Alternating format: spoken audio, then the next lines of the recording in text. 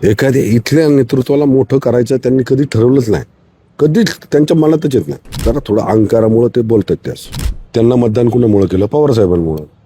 त्यांचे राहिले का ते? तुमच्यावर तर असेच ते आरोप करत राहिले तर त्यांच्या मुलाचा जो चौकशी समितीचा अहवाल आहे, जे मुंडवारच्या जमिनी प्रकरणाचा, ते तुम्ही बाहेर काढणार? नाही नाही, मला असलं नील दर्जाचं राजकारण करायचं नाही. दादा की कुणाची बदनामी करून, कुणाला बदनाम करून मला राजकारण करायचं नाही. मला समाजकारण करायचं. दादा, अजित पवार पिंपरी चिंचवड शहरात सोयीचं राजकारण करतात का? कारण की त्यांचं काल असं म्हणणं होतं की भोसरी विधानसभा क्षेत्रात विलास लांडेंना अडचण व्हायला नको म्हणून मी महेशला स्टँडिंगचं चेअरमॅन केलं आणि त्यानं नको ते केलं.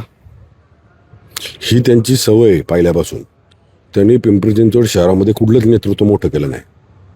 म्हणजे आमचे प्रथम महापौर ज्ञानेश्वर लांडगेंपासून पहा तर आत्तापर्यंत पहा, म्हणजे पार मंगलाताई असतील, योगेश बेल असतील किंवा बाकी अन्य नेते असतील, कुणाला मोठंच केलं नाही यांनी. एखाद्या एवढा जर यांचा अनुभव आहे, 25-25, 30-30 वर्ष जर नगरसेवक म्हणून काम केलं यांनी, महापौर, तर यांना कुठंतरी राज्याच्या मध्ये चांगल्या आजमबाईं सरकारने आता आज त्यांच्या घरी गेले, आजमबाईंच्या घरी गेले मागच्या आठवड्यात. आजमबाईंना महामंडळ दिलं. काय महामंडळाचं होतं त्या सांगा मला? काय होतं सांगा? काहीच नाही. एखाद्या इथल्या नेतृत्वाला मोठं करायचं त्यांनी कधी ठरवलंच नाही, कधीच त्यांच्या मनातच येत नाही. त्यांना असं वाटतं सगळ्यांनी त्यांच्याकडे यावं आणि मग ते ठरवणार. अरे इथं जे लोक राहतात त्यांना विचारा ना काय इथलं.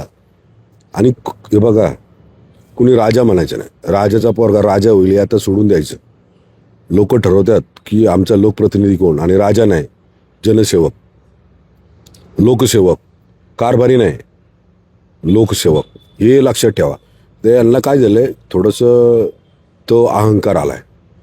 एवढं असं तसं हे ते, आणि माझ्याकडे कोणीच येत नाही. तर जरा थोडं अहंकारामुळे ते बोलतात. त्यास दादा, पिंपरी चिंचवड शहरात भाजपचे 4 आमदार आहेत, 2 विधान परिषदेवर, 2 विधानसभेत आहात तुम्ही. महेश लांडगेच का टार्गेट होतो? कुठेतरी त्यांच्या तालमीतून सुरुवात करणारा एक पुढारी आज विकास कामात सरस ठरला म्हणून ते तुम्हाला टार्गेट करतात. विकास कामाच्या बाबतीत म्हणाल तर मग भारतीय जनता पार्टीच्या माध्यमातून आमचे महापौर असतील, सगळे पदाधिकारी असतील, आमचे पक्षाचे सर्व हे असतील विकासाच्या बाबतीत, आणि त्यांच्या तालमीत हे काय लावले मला कळतच नाही. आदरणीय शरदचंद्रजी पवार साहेबांमुळं पिंपरी चिंचवड शहर त्यांना ओळखायला लागलं. त्यांचे नाही राहिले ते भारतीय जनता पार्टीत आले, त्यांनी हे बोलावंच नाही. त्यांच्या तालमीत तयार झाले असं म्हणावं लागेल ना.